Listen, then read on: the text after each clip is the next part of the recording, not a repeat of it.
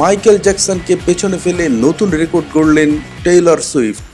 The Eras tour concert দিয়ে Taylor Swift আর কত রেকর্ড গড়বেন কে জানে। গত বছর শুরু হওয়া এই সঙ্গীত সফরটি একটির পর একটি নতুন রেকর্ড গড়ে চলছে। এবার আরও একটি নতুন রেকর্ড যুক্ত হলো টেইলর সুইফটের নামে। পপ কিংবদন্তি মাইকেল জ্যাকসনকে পেছনে ফেললেন তিনি।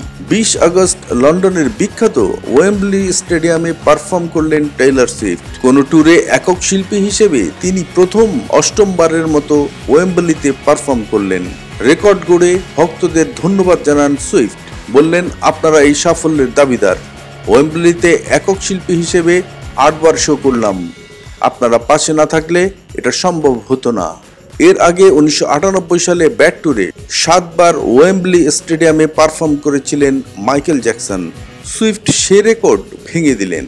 ওয়েম্বলিতে 8 বার কনসার্ট করার রেকর্ডও আছে, তবে সেটা কোনো একক শিল্পীর নয়, পপ ব্যান্ড টেক দ্যাটের।